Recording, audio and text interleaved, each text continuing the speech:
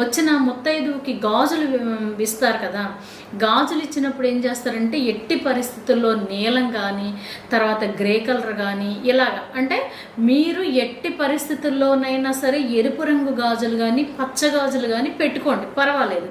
అంతేగాని ఇంకా ఇతర కలర్స్ గాజుల్ని బ్లూ కానీ పోనీ అంటే ఆరెంజ్ పసుపు అలాంటివి అయినా పెట్టచ్చు, కానీ మరీ నీలం కానీ గ్రే కలర్ కానీ ఇలాంటివి మాత్రం నలుపు ఇదైనవి మాత్రం పెట్టకండి. ఎట్టి పరిస్థితుల్లోనూ పెట్టినట్టయితే మళ్ళీ మనం ఇబ్బందులు ఎదుర్కోవాల్సిన పరిస్థితి వస్తుంది.